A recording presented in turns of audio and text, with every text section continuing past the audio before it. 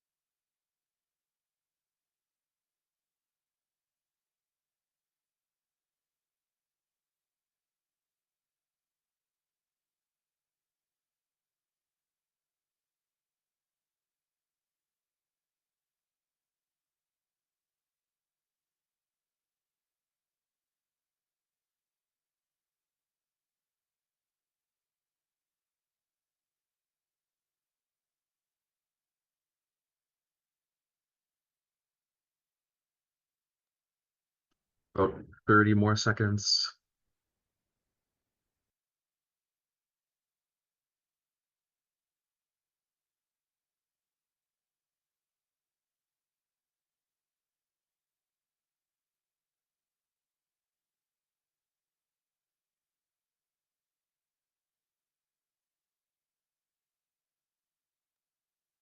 Okay, so it looks like everyone who's scanned that so far has submitted it.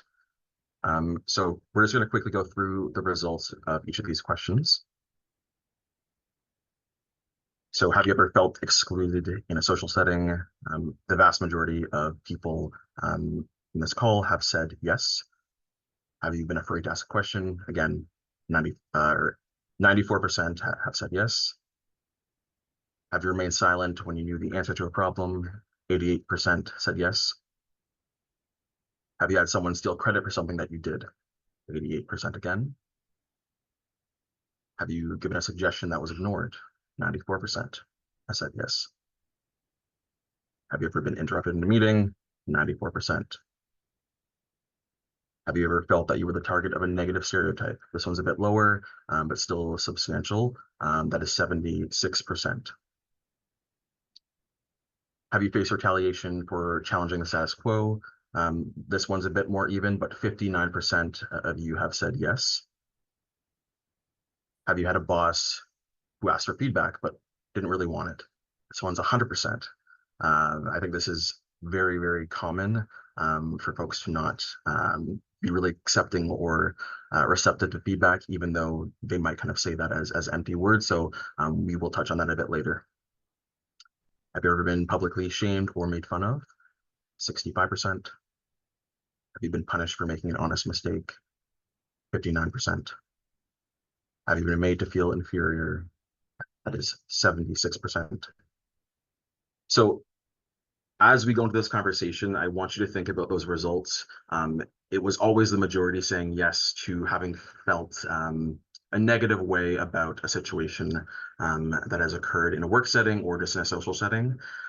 So what I want to go through right now is the different areas of my presentation that you can expect today. So I have an understanding of culture and psychological safety as the first section. Then I will go into the 4 stages of psychological safety. And finally, we're going to end with developing your own action plan. I do want to acknowledge that this is a very foundational overview of what psychological safety is. But if you're interested in a more in-depth version, I'm willing to connect with folks after this presentation to go a bit more in depth with you. So to begin, want to do another quick poll here and see what is the first thing that comes to mind when you think of psychological safety.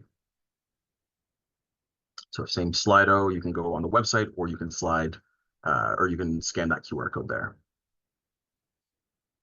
These can be quick kind of one-word answers. You have one already, safe space.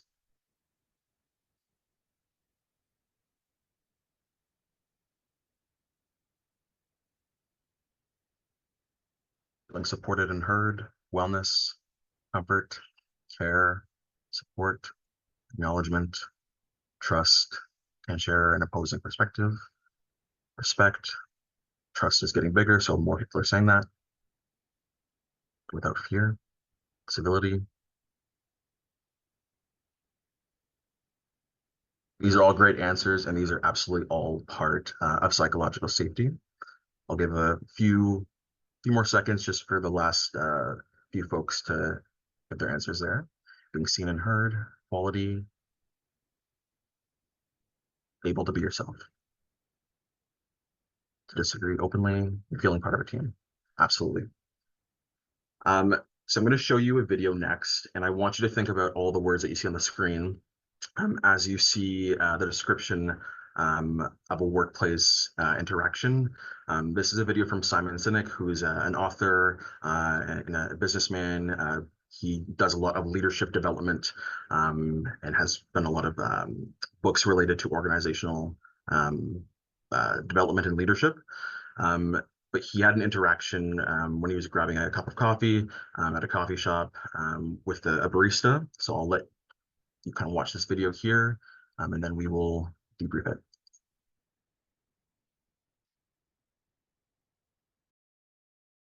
Yeah, when we talk about safe, we're talking about psychologically safe. Right. Yeah. And you can be psychologically safe and still trip over a cord. That's right. Yeah. So it's a great story. It's I had a business trip to Las Vegas a bunch of years ago, and the client was very generous and put me up at the Four Seasons, which is a lovely hotel. And the reason it's lovely is not because of the fancy beds. Any hotel can buy a fancy bed.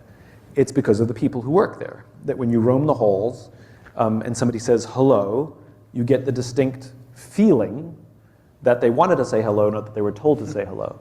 We're highly attuned social animals. We can tell the difference. I mean, it's your idea of being the Nordstroms. It's like people can tell the difference whether they're forced to give good service or they want to give good service. Anyway, they happened to have a coffee bar at the Four Seasons in Las Vegas. And one afternoon, I went and bought myself a cup of coffee. And the barista working that day was a kid named Noah. Noah was funny and engaging and charming, and I stood there for far too long just to buy a cup of coffee. And so, as is my nature, I asked Noah, "Do you like your job?" And without skipping a beat, Noah said, "I love my job." Now, in my line of work, that's significant, because like is rational, right? I like the people, I like the challenge, I get paid well, I like my job. Love is emotional, it's a higher order connection. Like, do you love your wife? I like her a lot, right? It's different. Right. It's not the same, right? So Noah said, "I love my job." So immediately my ears perk up. This kid has an emotional connection to his job. So I followed up and I said, "Can you tell me specifically what the Four Seasons is doing that you would say to me, you love your job?" And without skipping a beat, Noah said, throughout the day, managers will walk past me and ask me if there's anything that I need to do my job better, anything they can do for me. Not just my manager, any manager. And then he said, "I also work at Caesar's Palace. And there, the managers walk around and just catch us when we're doing things wrong. There, they're just trying to drive performance. He says, there, I just keep my head below the radar. I just want to get through the day and collect my paycheck." And then he said something magical. He said, "Only at the Four Seasons do I feel I can be myself." So think about that for a second. This is the exact same human being, right, in two different jobs, and yet our experience of him will be profoundly different, not because of him, but because of the leadership environment in which he works. In one experience, it'll be amazing. In one, it'll be terrible, right? That's it. And I think so often, I hear this all the time, leaders ask, how do I get the most out of my people? Well, people aren't a towel. You don't wring them out, right? How do I get the most out of them? It's a flawed question when it comes to leadership. The question is how do I create an environment in which my people can work at their natural best?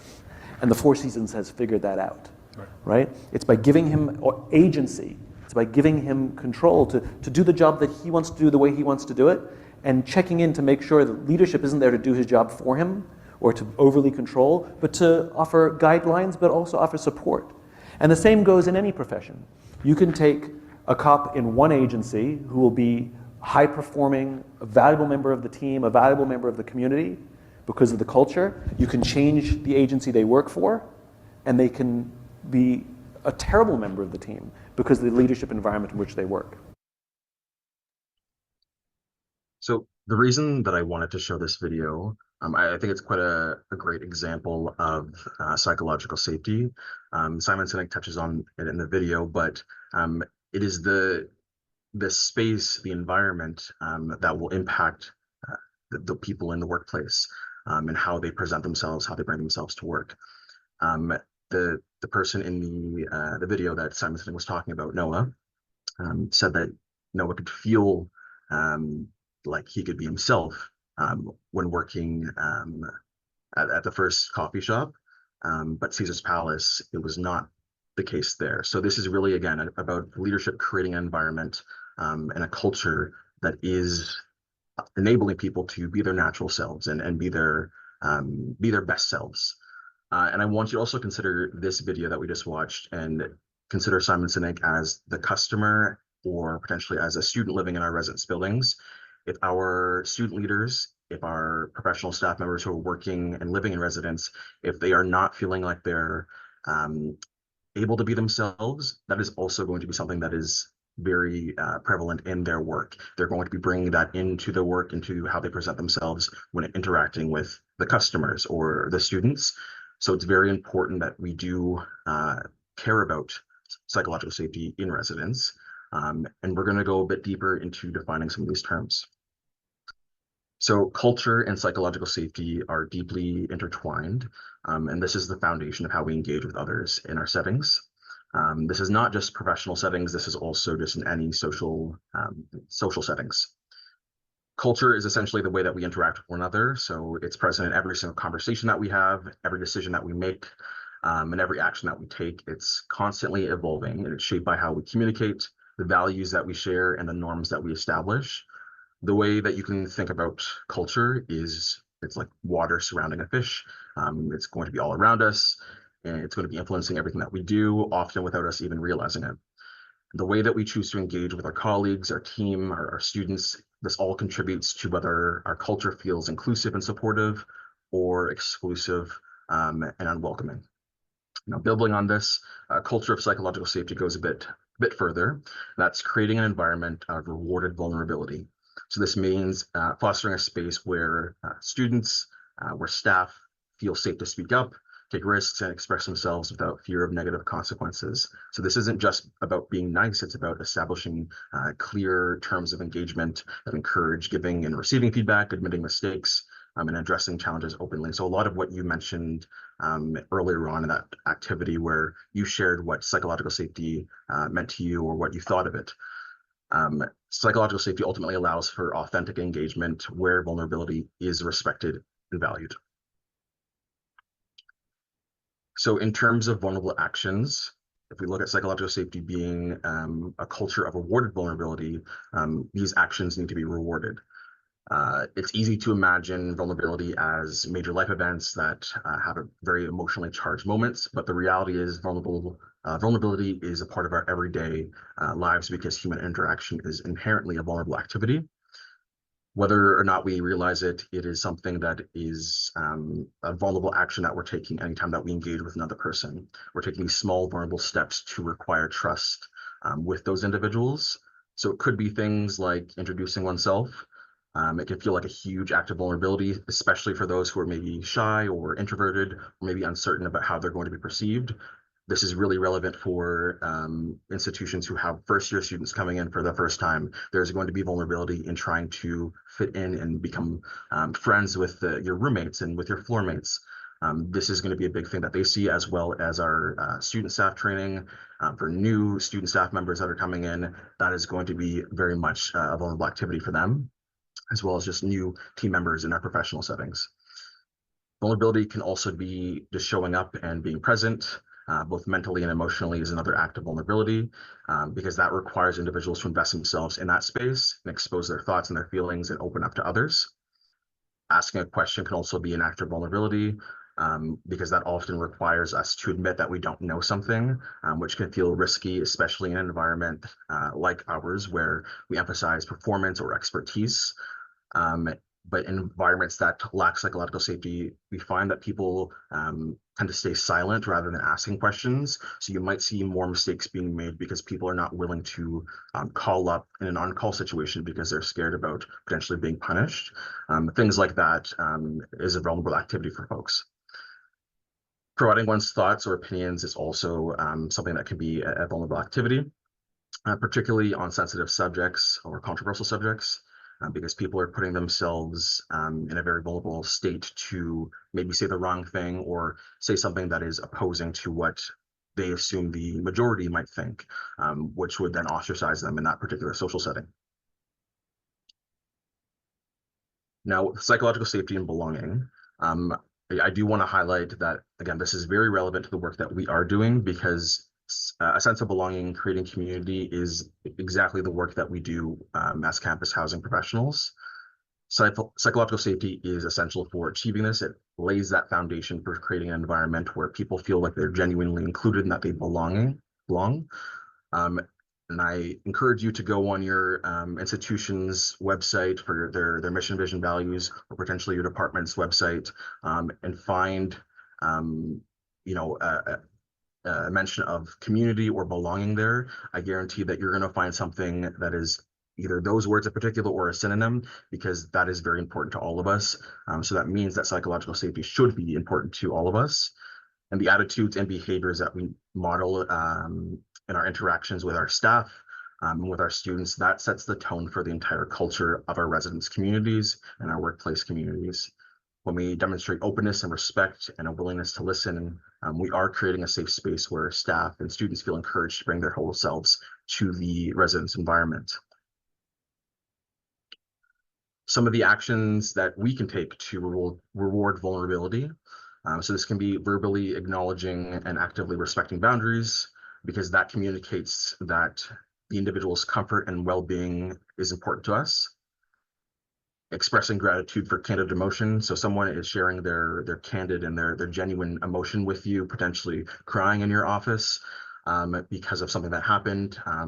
That is something that we should be rewarding and thanking individuals for, because they felt vulnerable in that space. We want to make sure that they are encouraged to do so in the future, because that develops trust between us. Giving people space to process can also be something that we can do to reward vulnerability, because people might need time to process information. Myself, for example, I work best when I have time to look at an agenda before I head into a meeting, and I have time to process my thoughts. So giving that space for me to process things before heading into a meeting and talking about an important decision that needs to be made, that is something that rewards my vulnerability. Making yourself available is another example of something that rewards vulnerability. So being accessible as a leader or as a colleague signals that you're willing to support others when they need it. And this availability creates an environment where people feel like they have someone to turn to in the event of something.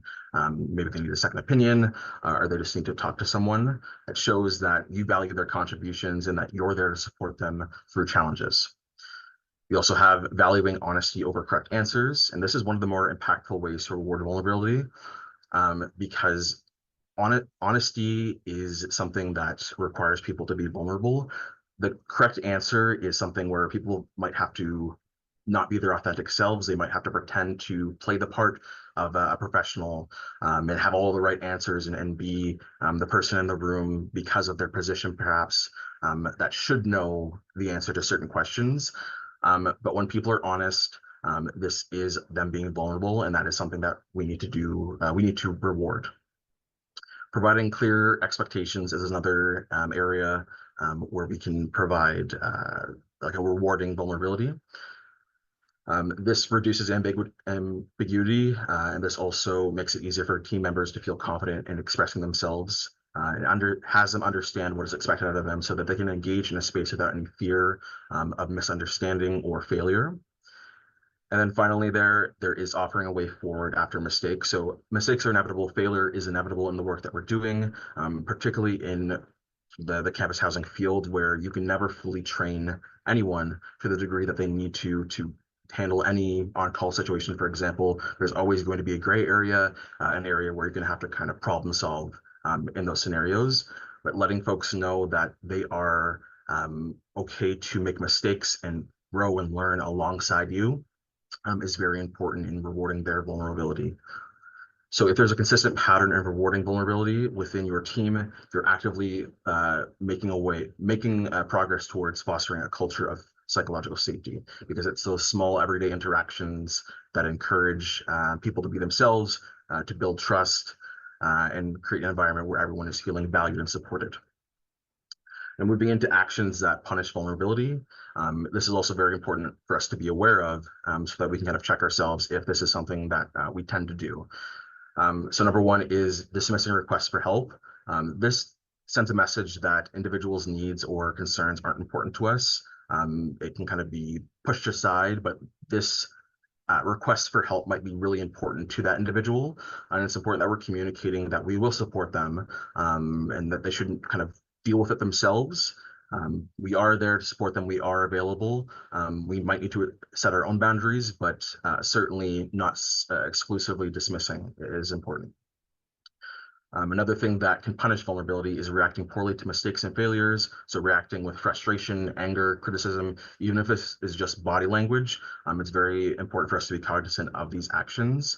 Because if team members are feeling afraid of being reprimanded, they're going to avoid taking risks or trying new things. And they're also going to avoid keeping you in the loop about things that are going on, because they're going to attempt to hide some of the mistakes that are being made, because they don't feel comfortable coming to you when they want to learn. You have not taken no for an answer. So when leaders or team members refuse to accept no as a valid response when we're enforcing our boundaries, it communicates that boundaries and limitations are not respected in that workplace. We have asking someone to try something new without providing clear expectations. So when we're asking people to step outside their comfort zones without offering guidance or clarity, or at least that reassurance that we're going to grow and learn alongside them when they do make mistakes, or if they do make mistakes.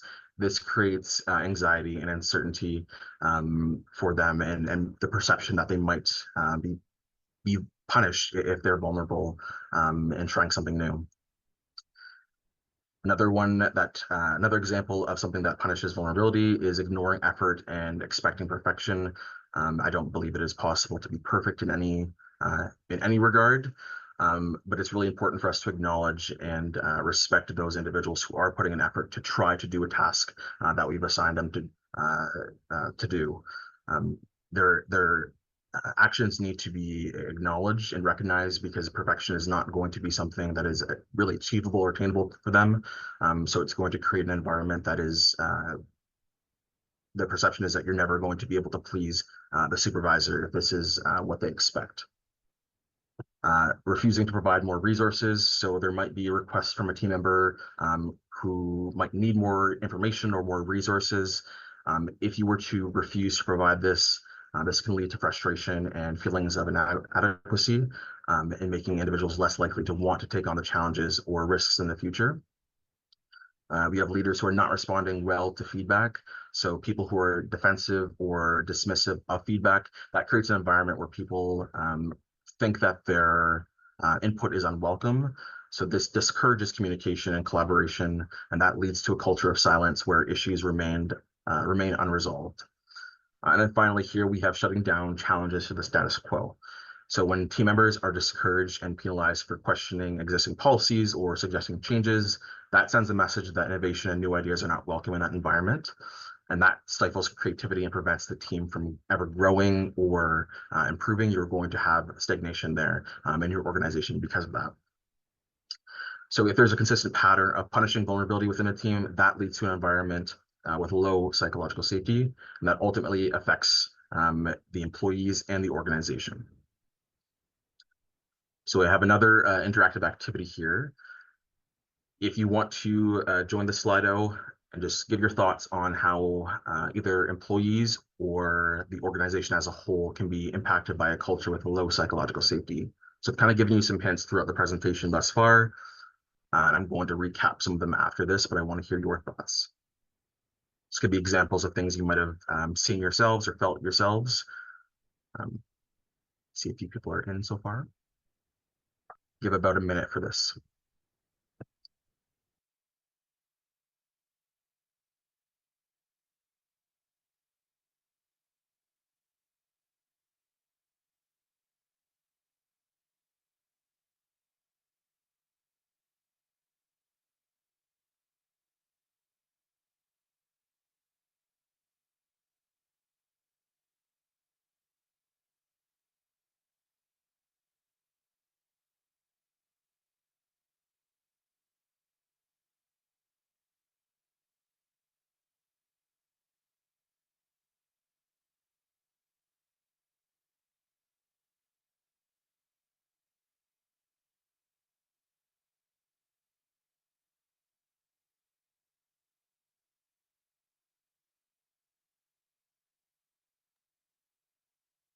Folks, about 20 more seconds.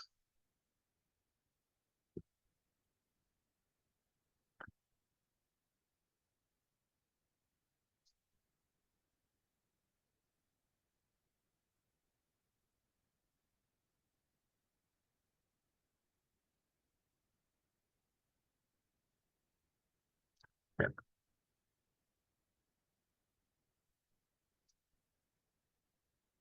I don't know why I can't see your answers. I've input some answers, but it didn't show up. Yeah, I'm not seeing it either. Okay, well, if folks want to maybe unmute or raise their hand and unmute, they're more than welcome to, or share in the chat what their answers were.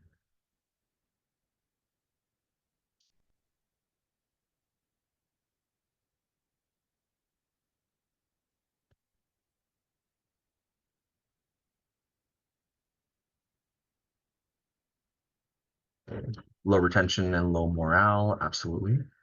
Feelings of being shut down and not valued, decreased job satisfaction, low attendance, staff not feeling valued and reflecting in the low support of the residents, absolutely. Lots of gossiping. staff morale impacted, disengaged employees, employees leaving the organization, poor team culture, high staff turnover, low commitment and talent retention, low productivity, feeling devalued, exhausted, leading to burnout, personal and professional workplace trauma. Absolutely. Okay. Thank you everyone for sharing your answers there. Makes it hard to recruit employees. Negative recruitment, absolutely. The ability for staff to share new ideas and ways to complete work. So these are all absolutely outcomes of a culture with low psychological safety. And I think in our work, it is already very, very challenging to retain employees. But when we have an environment where folks are not feeling supported, that is going to make this problem even worse for us. So I do want to go a bit deeper into the impacts of psychological safety first on the employee.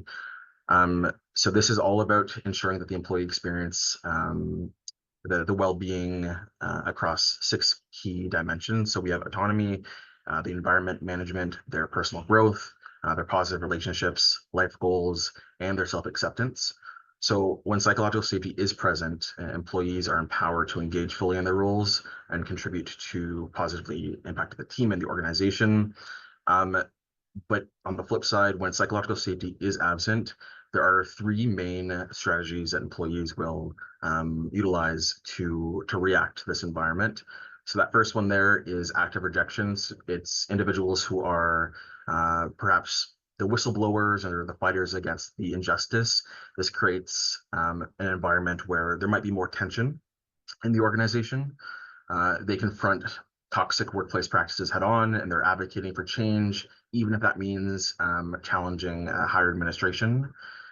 We also have people who fall into the passive rejection strategy.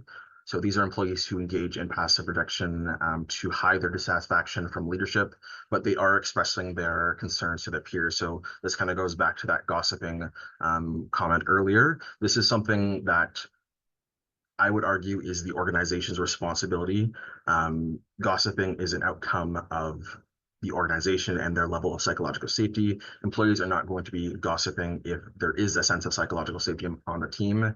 This is going to be a coping strategy that team members are using when they're not feeling like they are in a psychologically safe working environment. These individuals might exhibit signs of disengagement. They might be doing the bare minimum, so kind of withdrawing from their work, or they might be kind of just checked out and not doing any work at all, which is going to be impacting the productivity of the organization, as was mentioned in the comment box as well. There is a form of pessimism here and a belief that raising issues is not going to lead to meaningful change, and that's going to spread among the team, where folks as a whole are going to be very disengaged, and they might be looking for other jobs, which leads into the escapee strategy. So these are the individuals that decide that leaving the toxic environment is the only way forward. This is sometimes seen by exiting the profession altogether. They might even leave without another job lined up due to the urgency of escaping an unhealthy situation, or they might decide not to return for another year as a student leader or as a coordinator after experiencing mistreatment. So these are very real things. I'm sure that each of you can see and identify within your workplaces and what you have maybe seen with your peers or even with yourself. We want to make sure that we are taking care of our employees and their well-being, not only for that to be the moral and the right thing to do, but also because it is impacting the organization as a whole. And when we talk about psychological safety, the folks in this room, I'm getting the sense you care about the people, which is why you're here. But for some people, maybe higher, more senior up administrators, they might not care as much about the people. They might view the people as a means to an end, kind of like the Simon Sinek analogy earlier, just a towel that you're wringing out to get the most out of your people. There is also negative impacts towards the organization. So this is a way you can kind of articulate the importance of psychological safety to leaders who might not seem to be bought into the idea of it. So with the impact of psychological safety on the organization, we have organizations who have psychological safe environments. Employees are going to feel that they can share their voices and their suggestions, their concerns.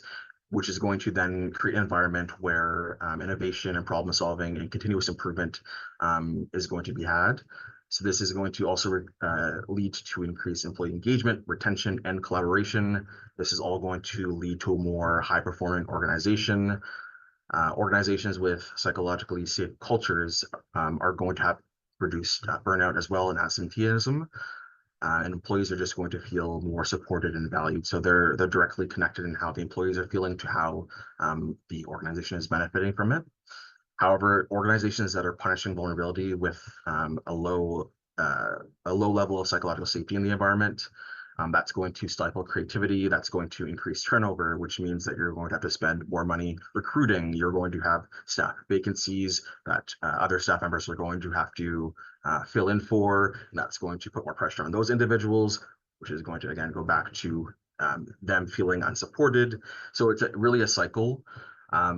Employees are going to be less likely to take risks or challenge the status quo, and that's going to lead to poor decision making and missed opportunities for growth. And as a result, the organization becomes less effective and less competitive in the long run. And this demonstrates why fostering psychological safety isn't just a nice to have, it is essential for organizations or departments to thrive. So the big question, and this is what Simon Sinek in our earlier video asked, is how do we create an environment where people can work at their natural best? The answer is compassionate leadership and psychological safety. So compassionate leadership is more than just being empathetic. It's a comprehensive approach that encompasses 4 key elements. So this number 1, attention to suffering. Number 2, interpretation or sense making. Number 3, empathetic concern. And number 4 is taking action to alleviate the suffering. So this is specifically meaning that compassionate leaders are actively trying to identify where their team members are struggling, try to understand the root causes of the challenge, showing genuine concern, and validating them for those concerns, and then taking the tangible steps to support them. This approach creates a psychologically safe environment where employees are feeling valued as individuals first. They're seen as their whole human selves.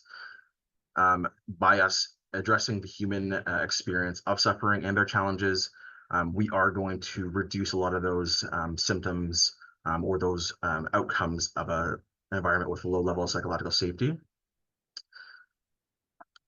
We also do have this being a catalyst for employee engagement and reducing turnover. So we're going to have people who are willing to stay longer in our organization, and they're going to be more engaged in their work, and they're going to want to see the organization grow and thrive. So they're going to just be individuals who want to contribute a lot more compared to leaders who have that kind of top-down mentality where they view people as the means to the end.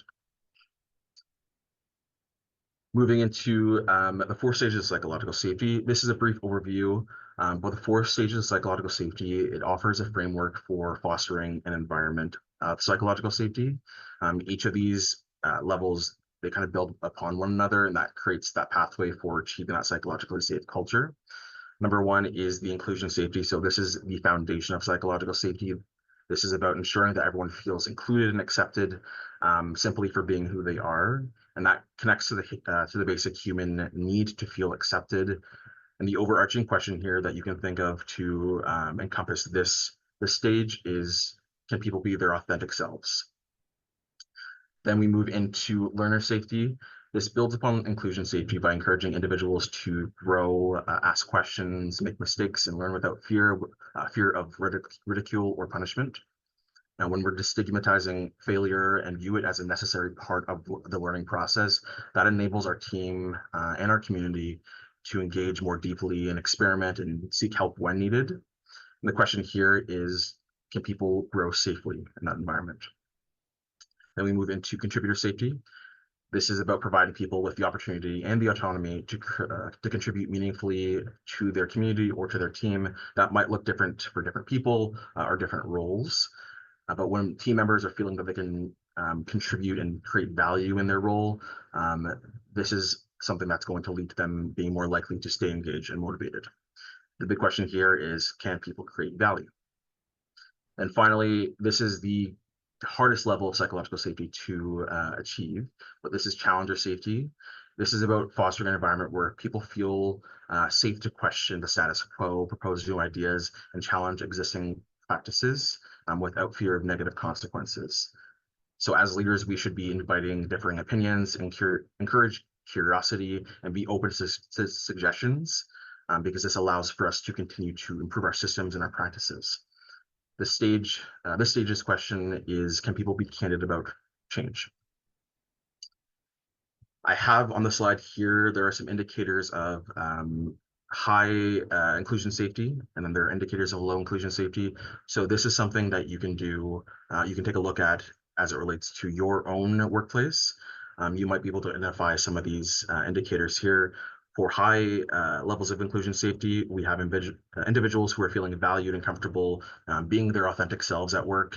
You might have regular or inclusive rituals that foster a sense of community. Role titles are used to clarify responsibilities, not as status symbols.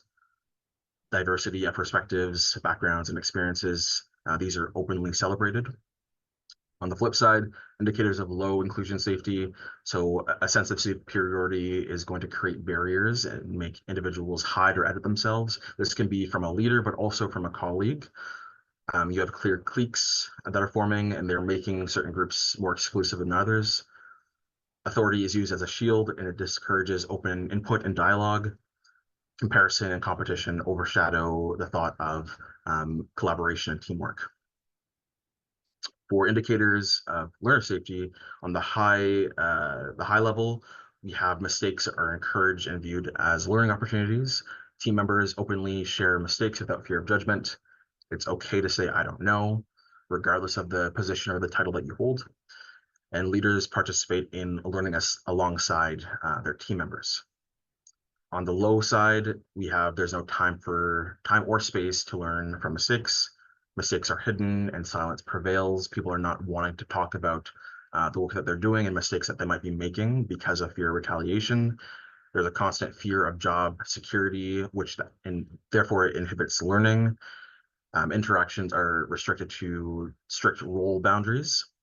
So you're not collaborating across different teams and different levels of the organization.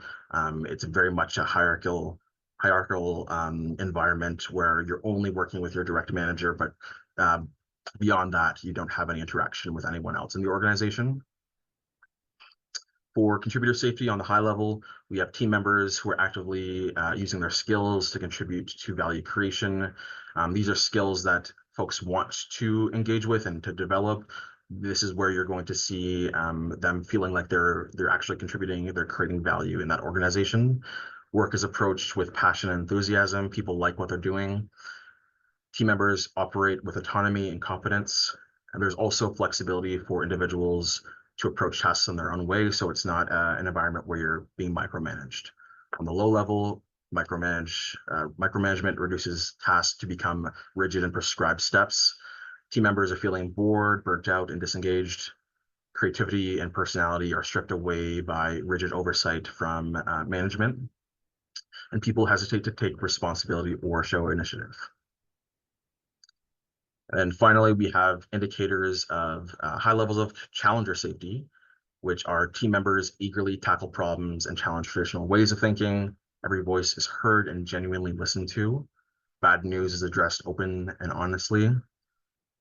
Everyday innovation and exploration and new ideas are evident in the organization. People are trying to experiment to make things and processes better for the organization. They aren't scared of potentially failing and making a mistake and something not working out. Indicators of low levels of challenger safety: the team is silent and hesitant to innovate, and they only stick to executing the tasks that you have kind of built up for them. You're also going to have fear being the primary motivator, which stifles that open discussion in the team. Disruptive ideas are discouraged, dismissed, or ignored. And this is where we're going to see groupthink and echo chambers dominate discussions. So people are not going to be feeling comfortable or safe to share an opposing thought to what the majority or the in-group is articulating. So I want to now move into our final activity. So this is a QR code. It's going to go to a Padlet, which is essentially kind of I guess, a discussion board in a sense. But this activity is going to be an opportunity for us to build our action plan in each of the 4 stages of psychological safety. The key questions that you're going to be asking, or that you're going to be asked for each stage, are how can you model the stage in your workplace? What vulnerable actions will you reward in employees and when they're vulnerable in any stage?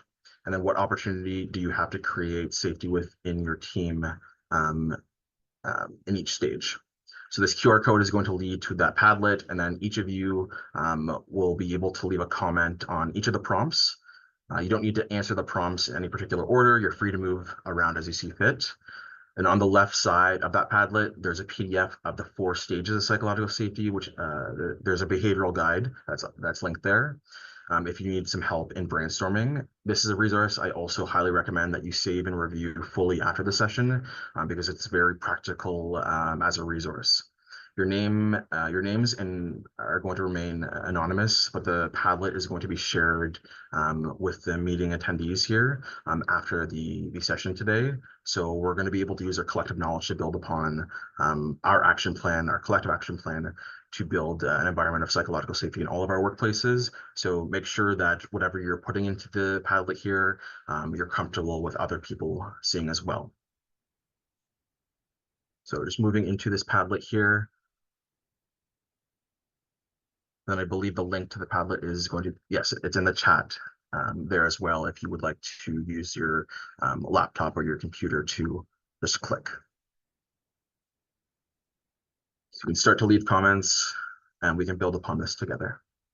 Give folks about 3 to 4 minutes to work through this.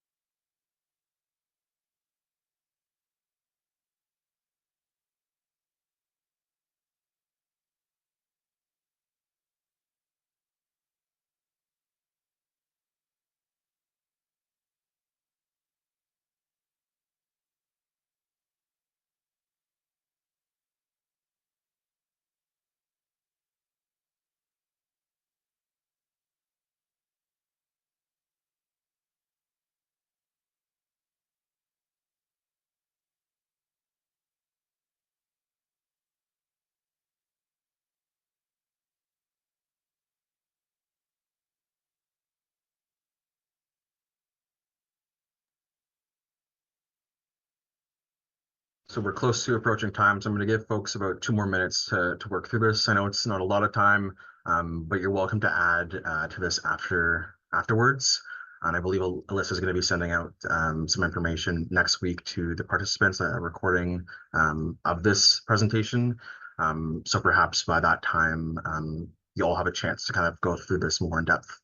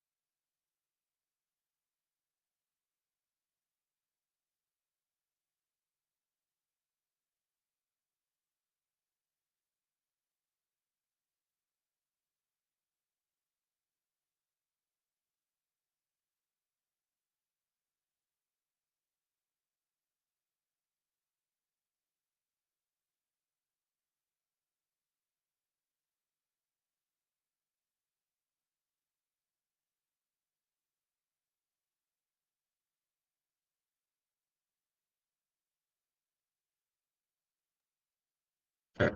I'm just going to move towards wrapping up the session, but you're more than welcome to continue commenting on that Padlet. It will remain open, accessible for all of you. So the way in which I want to end the presentation today is with a quote from Coretta Scott King, who was a civil rights leader. The quote here is, "The greatness of a community is most accurately measured by the compassionate actions of its members." I think this is both a challenge and an opportunity for us as leaders in our workplaces. By leading with compassion, we create a space where every voice matters and every individual can thrive. It's not just about what we can accomplish, but how we foster an environment that allows people to reach their natural best. And I encourage you all to be leaders who inspire greatness through your actions and shape our teams and communities that are defined by compassion. Thank you all so much for coming. Here are my references. And then here is my contact information if you would like to contact me.